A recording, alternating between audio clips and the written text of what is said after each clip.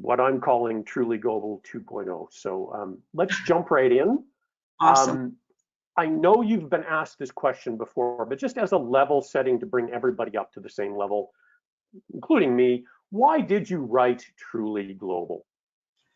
Because I didn't see a book that would explain to a corporate team how to work, how to kick booty, how to get organized, how to not be seen as a translating agency, or how to dispel, that we're not just translators or localizers or engineers or QA or testers or this or that, right?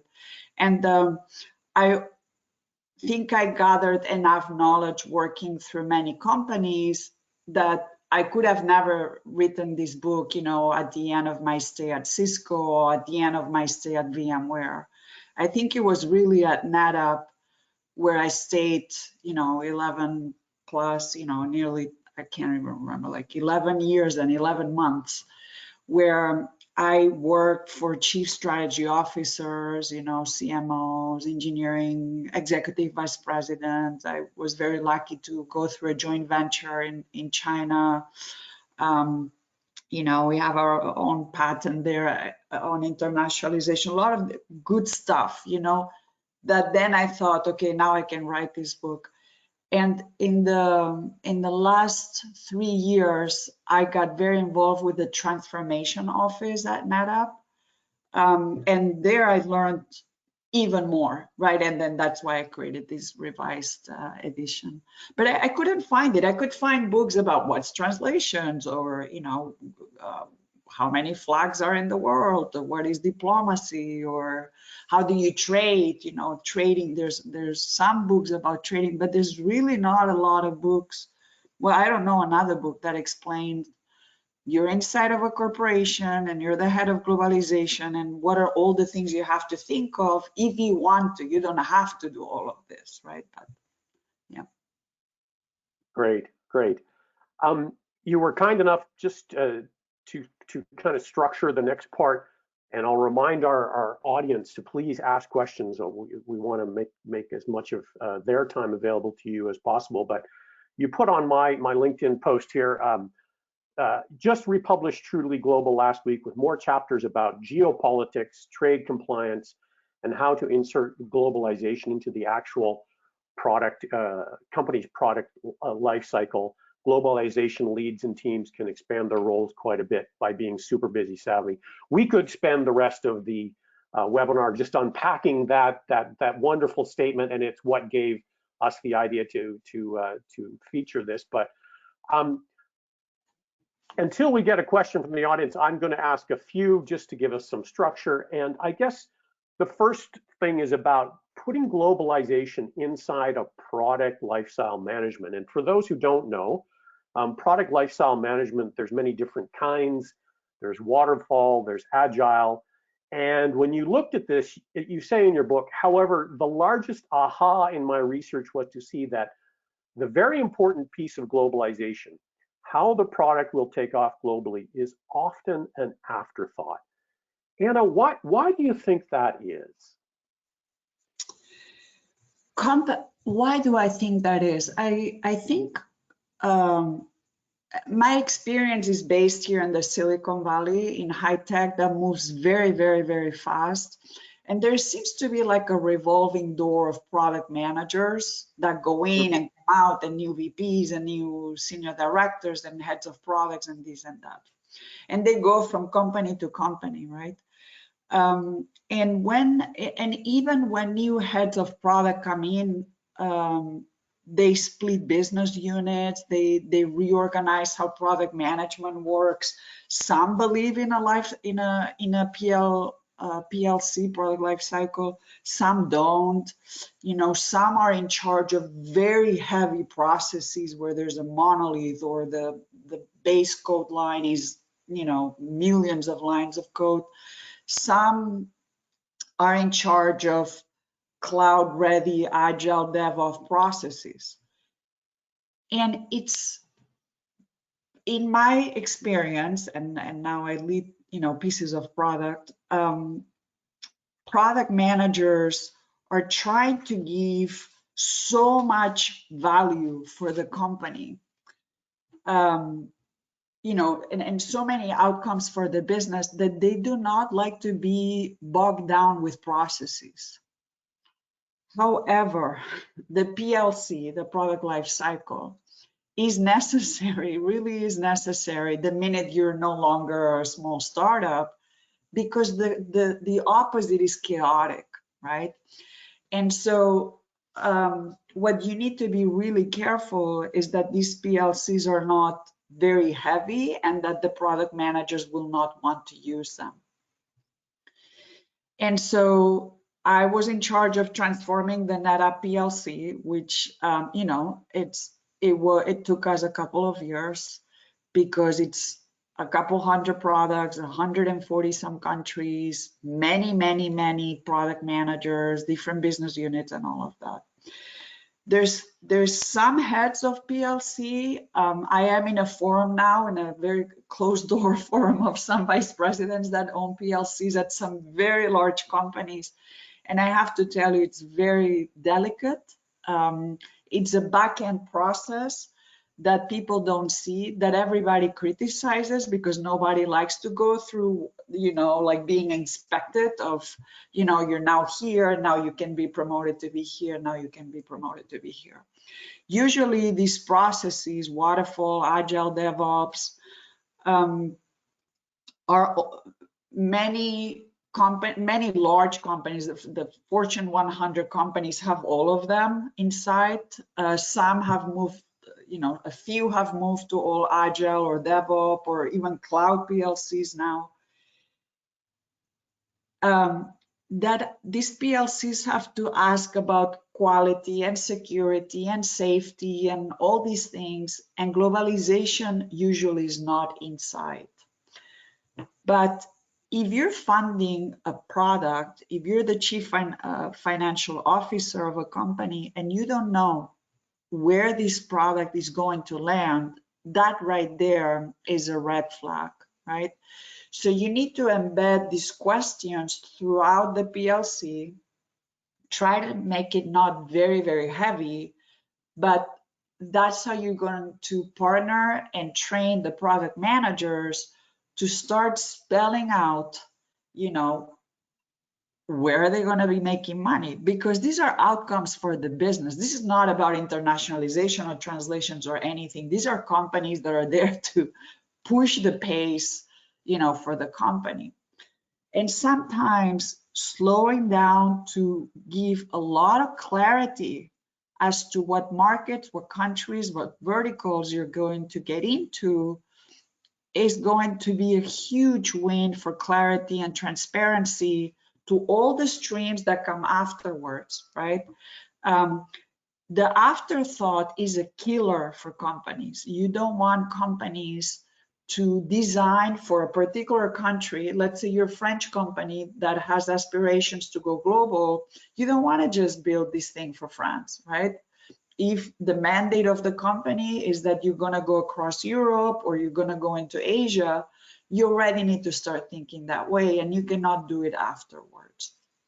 And so globalization is as valid as security, as encryption, as safety, as anything, as engineering, as marketing, because globalization is making money for the company, right? It's going to bring the business to the company, and you want the company to grow, and you want the stock to go high, and all those things. And so this coordinated view of how to win together globally is spelled out inside of the PLC. And I'm obviously friends with people that work at companies that are very sophisticated, but I have to tell you that maybe that's the 5% of the companies. And so in the book, I try to explain that people should be very brave and try to find out who owns this PLC and see if they can embed some questions around how are these product managers thinking of going global, not engineers, product managers. I just try and put myself in the position of since I'm new to the industry, a new localization manager just starting out, and you've got to talk to VPs and you've got to talk to product owners.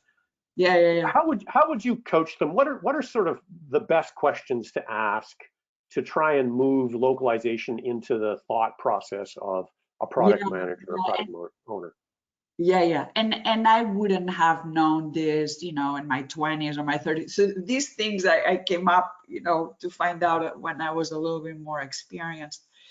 If you're brand new and this is the enterprise side or a small business or mid-sized business, I would go into the head of product management. And sometimes there's many heads, many business units, right? So if you've never done it before, you can look at your company's intranet to see, type PLC and see if something shows up, a product life cycle, right? There's usually somebody that owns it. Sometimes it's a 2-page document, and sometimes it's a 50-page, PowerPoint and or slides or whatever. And sometimes it's a memo, more like Amazon style. So I would go and ask and say, hey, can I read it? And when you read it, you will know. You will know if they're thinking, oh, this is global by design, or this is a complete afterthought. And then you have to be brave and say, hey, can I collaborate with you so that we can start asking some questions up front, right? And so when a product is incubating, that's the right time to start internationalizing the product, right? When the product is about to grow, well, then you need to start translating some of the materials, and maybe you can include your UX design teams there. If you don't do all these things before you're gonna go to the global stage, you're too late already, right? And so that's why the PLC, in my view, is when you're piloting, when you're incubating, is the perfect time to try one country. It's the perfect time to internationalize the code. It's the perfect time to try the localization workflow into one language, right? And then if this product manager is successful and they have incubated the product into 1 or 2 markets and they are getting more funding to grow, man, that's then when globalization starts hitting, right? Because now you're going to go into a couple more countries, and that's when the localization machinery needs to just start going very flawlessly, and you're there again to push the pace of the company, right? And you need to be very tight to these product managers. And if you're brand new in localization, and if this sounds scary, just ask the question, can I see the PLC for the company? If they give you a book, you may want to change companies.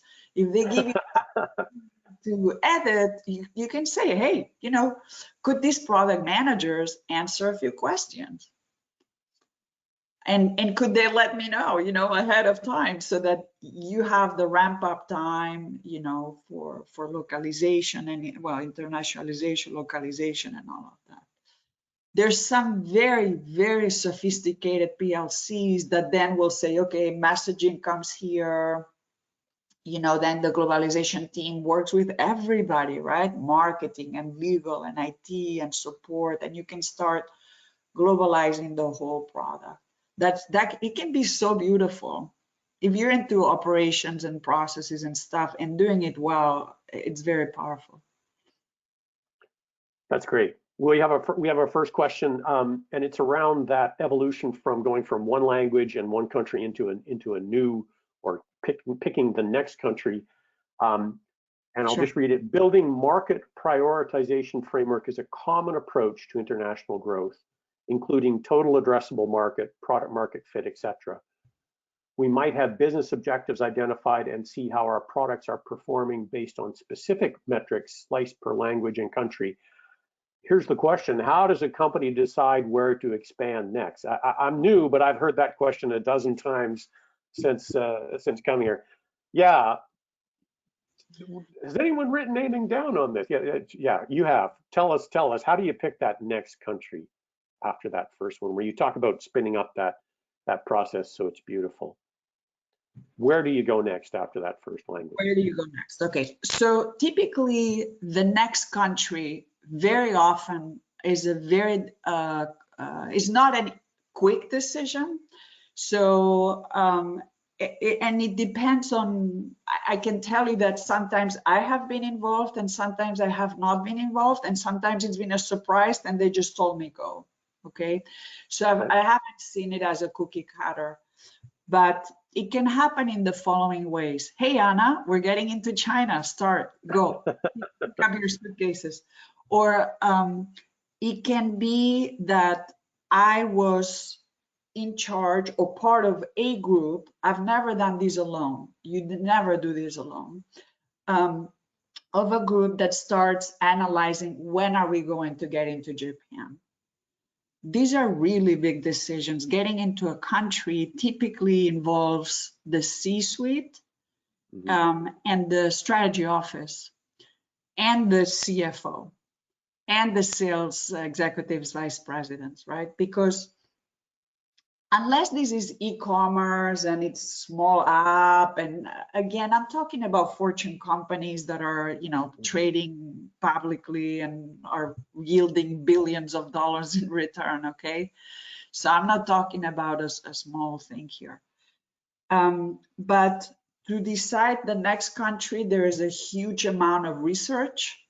And there's a huge amount of analysis. So for example, well, we're doing that right now at Procore, right? I'm part of those decisions. Those decisions entail, is there a need? Is there a market? Are we going to make money? And then there's a lot of government discussion also. Is it going to be easy to do business in this country? Are they going to make it easy for us?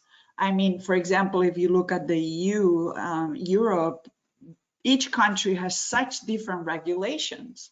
So in general, I'm going to say something that people here will go like, wow, it's much easier to do business in France than to do business in Spain or in Germany. And the reason is because Spain is full of regional governments and national governments and that kind of stuff. Same with Germany. Germany's, I don't know how many Bundesländer there is right now, but France is like one decision body, right? And so deciding what country you're going to enter next also means, are we going to open an office there? Do we have to hire people? Do we need to stand up a data center? There's a lot of compliance and regulations that you need to think through as well. So that's why these things take a long time, and you can get into a country with a partnership, a distributor, a joint venture. In the case of China, there's a lot of joint ventures because they're not going to let you get in without the government being involved, as an example. I hope this was helpful. It's a lot of fun, but it's not an easy, like, hey, let's get into Italy, No, you just can't do that unless you have to think through the whole Italian customer life cycle. How are they going to return your product? How are they going to upgrade your product? How are they going to API your product? How are they going to understand how to install it, how to return it, how to price it, all of those things, right? How to pick up a phone call to a call center. I'm going to add something maybe a little bit more myopic, but what I'm going to say is because we get brought in a lot of times when there's already kind of a decision to do something, I often break down the early type of decision into two types of customers, which is probably not fair, but it's always about business case. It's never about like, this would be cool. And I would say that's kind of interesting because products are sometimes developed by some, or features will be developed like because somebody had this little brainstorm idea, and features will go like that, but globalization never goes like that. It's never just done because it's cool. It's always like this involved business case. But I have conversely also seen really large, globally known brands take on these projects not because it's strategic, but because somebody sold something. And while somebody selling something lights a fire underneath people, surprisingly, it's not my favorite kind of customer. And because the view is less, the view of globalization is more transactional. And when it's transactional, if something goes sideways, then everything goes sideways. When it's strategic, I have to say, when something goes sideways, that's just part of what strategy deals with. You know what I mean? So if it's all about a sale to somebody who needs this interface in German or in Japanese or in Chinese, right? If that sale is taking longer, or if somebody cancels a contract, the whole effort goes sideways, right? If it's strategic, then you almost expect there to be hiccups and problems, but you kind of say, okay, we're going to work through that, and you work through that. And so I think is one of the important things for a globalization manager to convey is that no matter who sold something, no matter what contract has been signed, this needs to be turned into a strategic objective, because this transactional thing can light the fire for us to be like a whole new company in a few years. And so I'll just add that kind of like business case momentum to it. Yeah, so one sale is not a strategy. So a global or a viable globalization strategy is what I think I heard you say. Thanks, Adam. And I just want to come back to the book again, and it had two or three different things in it, but something that surprised me, and it's not that hard to surprise me because, as you know, I'm quite new, was that you had a chapter on geopolitics and a chapter on trade compliance. And I'm kind of wondering why those popped up now as something you felt like I've got to talk about this. Yeah, can you say a little bit about those two things? Because they don't really come to mind when I think about localization and globalization. So. Yeah, when you, I remember the most fun I had in a globalization forum once was there was a lady who retired from Microsoft, but Microsoft had a very strong geopolitics team. And basically, because Microsoft is everywhere, they had to really be very careful of how they were entering certain markets and how they were going to be perceived in the Middle East, or perceived in China, or in what countries are you going to get into and what countries are you not going to get into. This is very, very important for globalization managers to understand what countries their companies will not be selling into.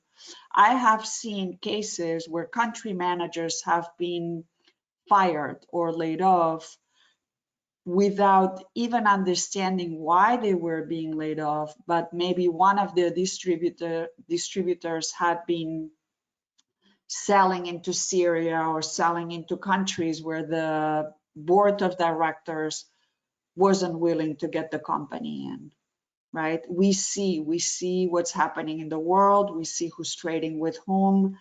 And so these seems complex and obvious at the same time, but as the localization manager, you have to understand ethically, or even what is it that the board of directors or the bylaws of the company has spelled out of where the company is not going to get into. And then geopolitics makes so many, people make so many mistakes in localization and taglines and banners that are inappropriate, because that's where transcreation, teams that do transcreation are very good about geopolitics, because they're gonna know if something is gonna be terrible or horrible or yeah. And I will leave it at that. So if you're a localization manager, typically the legal team or the operations team is going to have somebody who's looking at global trade compliance and geopolitics. Geopolitics, the only incredible team that I've worked with was at Microsoft for about a year, where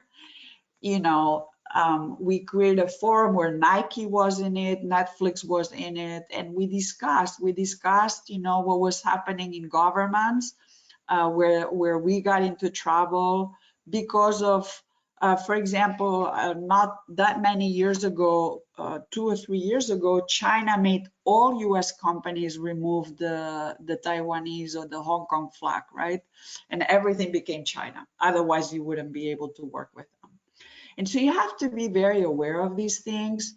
I am Catalan, constantly people are calling me Spanish or French or this or that. And so I'm like, okay, if you want to work with me, learn a little bit about who I am, It's geopolitics is the diplomatic side of the business, let's say, right? And then really, if you are a very strong vice president or senior director of globalization, you can start working with governments, right? You can say, I want my company to actually open an office in your country. How powerful is that? Right? Not only are you helping your company, but you're helping your country. See, there's a lot you can do there. Where do you go for your geopolitical knowledge? You mentioned you have a have a council of Nike and some of those other companies, but maybe not everybody on this call would have that. Where do you go to kind of tap your geopolitics and trade compliance, which is the next, the global trade compliance or business of trading?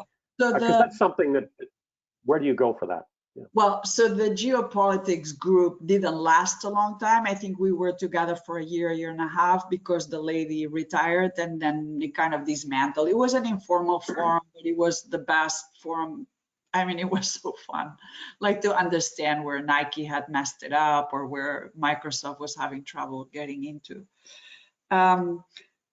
At Meta, there is a head of, inside the legal department, for example, there's somebody doing trade compliance and geopolitics. It's kind of cousins, right? And right now, my new company, I'm trying to figure that out, but I'm pretty clear. And, you can go into your strategy office or go to your legal officer. Trade compliance is a little bit different. So trade compliance is all the ISO standards that are constantly changing. So for example, right now, I'm in charge of standing up data centers around the world for Procore. And we really need to understand what is truth, what's not truth, what's fake, what's just like customers are so worried about security and privacy, right, of their own databases, of their customer data. And so you need to go to your legal teams or to the head of the data compliance. You need to go, maybe there is somebody inside the operations. If you're shipping physical hardware, there's going to be an executive vice president or senior vice president of operations. They know what countries they can get that hardware in. They know all the legal, check boxes that they have to comply with. So they work very, very closely with the legal team to make sure that nothing is a mistake, because these things can, end up in the headlines. And so it's even like web teams, that have 508 compliance and compliance. needs to be thought out through marketing, through data centers, through the product, through legal, through the operations teams.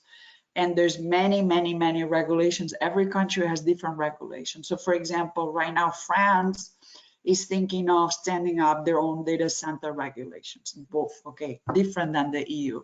So you do stay in touch and get ready for this, because you may lose customers that do not want to buy from you if you don't have that compliance in that country. Great. Compliance is such a such a burden, but it can really take you down. Thanks, Anna. Oh, another question from. But I have to say that there's a lot of people that are very much into this. There's a lot of, compliance lawyers. I have people in my team that are loving it, so they have a lot of fun with this. Great. Another question from our participants. Anna, you've advised Silicon Valley companies. What are some lessons that you've learned that you can share about international expansion to smaller companies, to startups and scale-ups that are thinking about strategic globalization? Most of your experiences with fairly large companies, but startups and scale-ups, those smaller teams. What are some lessons that would apply to them? This is a question from me. So I am on the board of a couple of startups, so I know exactly what they go through, because you're bootstrapping and you're just trying to expand, and it's very difficult. Sometimes you're putting in your own money, that kind of stuff. My favorite sentence is think big, but start very small. And so if you want to try out to go globally, what is the one country that makes sense to you? If you're in France, maybe you get into Germany. If you're in France, maybe you get into Italy. If you're in Italy, maybe you get into France. So if you're in Spain, maybe you get into Portugal. So don't make it as a pilot or as a bet, and go slow and map everything out. This is for small companies. You're not a Google. You don't have thousands of employees. You don't have hundreds of engineers, right? And you may not have the venture capital or that kind of stuff. I would say try one country. If you're in Latin America, maybe try another Latin American country, and then pilot it. Pilot something that's easy. Don't overcomplicate it. But also,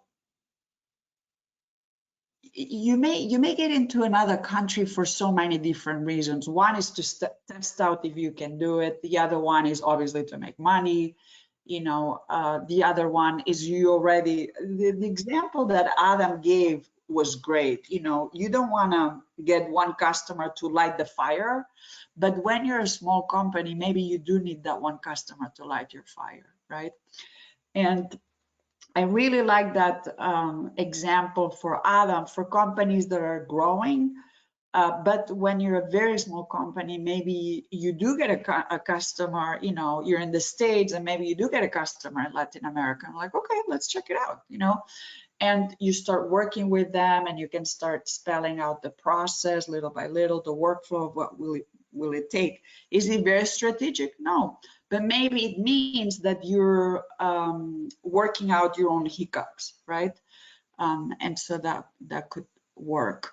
Think big, start small, learn, iterate, work those hiccups that Adam was talking about, and then you'll be able to go into the third country, and then into the fourth country, right?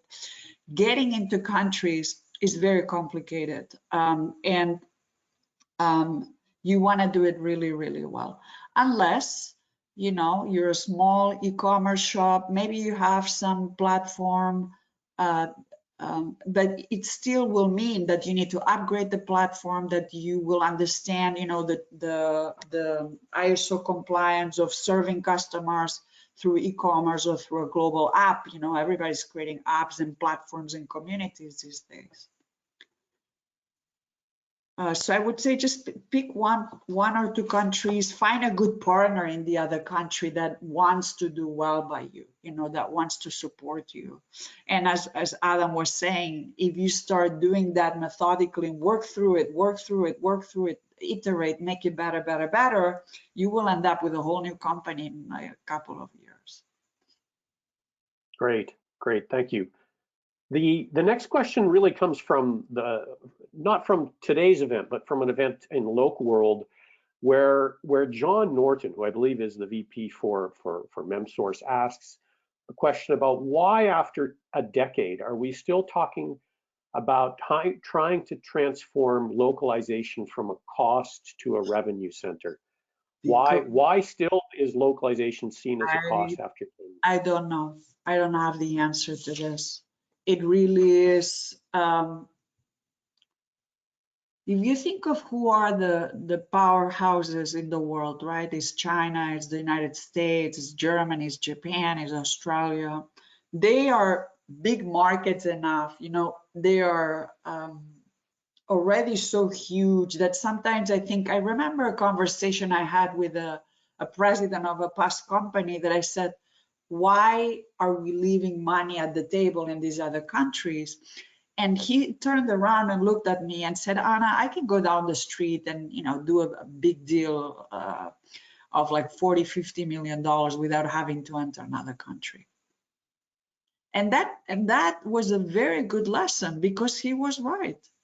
And he did do businesses inside the United States with very big logos that are top 100, top 50 companies, Fortune companies. But then I said, a couple years later, I ran into him into the cafeteria and we had lunch together. And I said, we're still leaving money at the table. And he said, okay, come back in and speak to the board. But I don't know. I think maybe a little bit through our own education when we grow, we don't learn in school that there's a world out there. We learn about, what's happening in our town and we're all like, doing our local activities. But I don't think schools or many schools, I don't know, I'm not gonna get into a lot of trouble now here, but at least the kids that I've raised, I made sure that they traveled a lot, that they learned different languages, that they saw what's happening around the world. If you don't understand that we are here to support each other, it's very difficult. I mean, you've seen it now with COVID and the fact that, certain countries created vaccines and then they didn't want to share the IP of how they came up with that vaccine, right? Or all these regulations, sometimes they really hurt us as the universe, as a world, I don't know. I don't have the answer, but that's why I wrote this book. Is like it's so complicated sometimes to convince these companies, to convince the heads of product that if you want to stay in this company, you better be building something that's global because that's the only way you're gonna grow.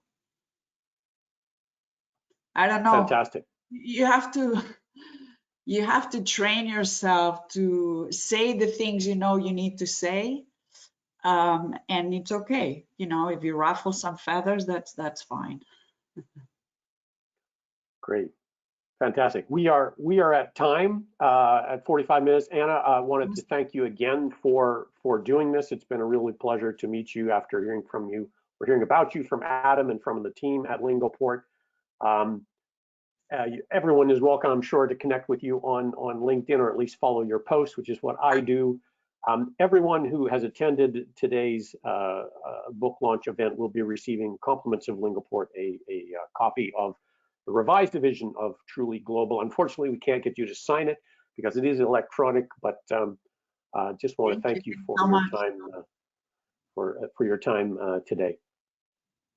Awesome, thank you. Yeah, and anybody, please feel free to reach out through LinkedIn. Thank you, Adam. Thanks, guys. Last word to Adam.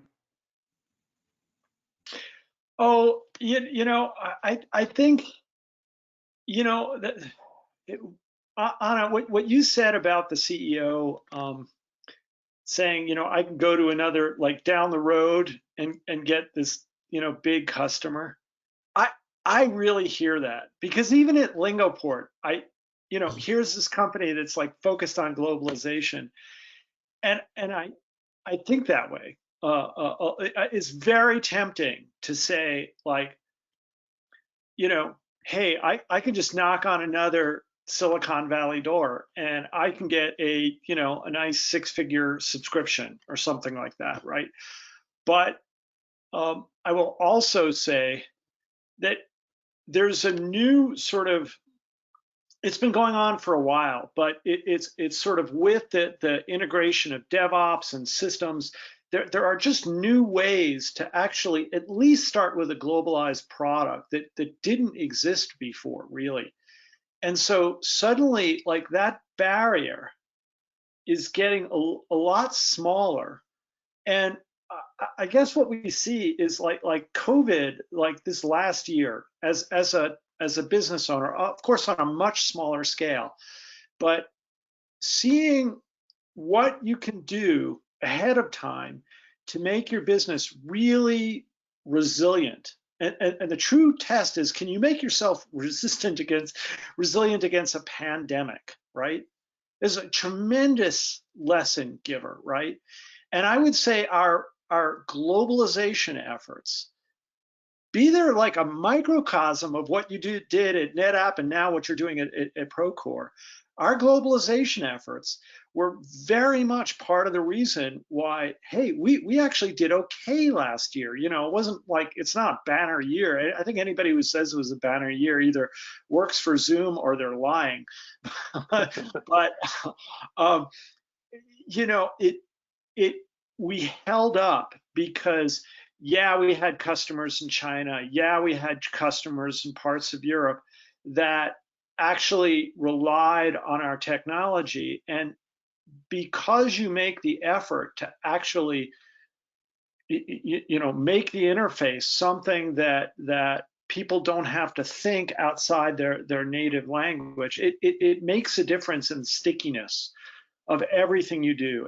And really, so much has turned into subscription models that stickiness is really, really important. And so I would, you know, it's funny, like, you can have like you can sit down with UI people and they will wax euphorically about the power of this color blue, right?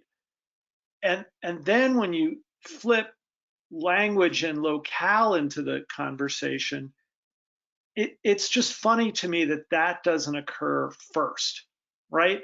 Like literally asking, saying everybody speaks English, or just you know, maybe talk louder. I mean, that's the classic Americanism, just talk louder.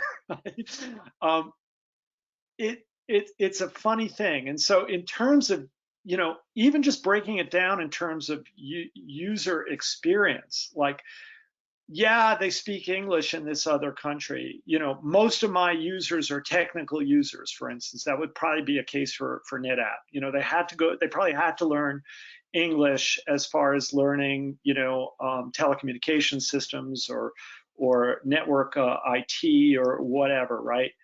But it's still not their native way that they work. And so, can we deliver products that are that UX model, but can we also continue to delight them so there's no delay in those users getting the new features also? Those are some of the challenges that I think our industry can really run with now. So anyway, I get on my soapbox for a really like an amazing TED Talk. yeah. I'm like writing everything down. Adam, I loved it. All right, good, It's good. true. I like the analogy with the UX team, and they do debate if blue or pink is going to be better, right? So All right, all right, good. Thanks. And Jerry, thanks for putting this together. This is really Jerry's one. Thanks to Anna for writing the book and for bravely letting me be brave and asking for you to do this. Really appreciate the time. No problem, of course. We're as the last question, right? We're not there. You don't see a chief globalization officer. Why No. not? I don't know. A terribly honest answer. I don't know is a terribly honest answer, but we'll keep working on it and maybe we'll find the answer together. So There you go. All right. Right. Thanks, guys. good day, everyone. Thank you Bye. from Utrecht in the Netherlands. This has been Truly Global 2.0 with Anna Schlegel, Adam Asnes, and Jerry Everett from Lingoport. Good day.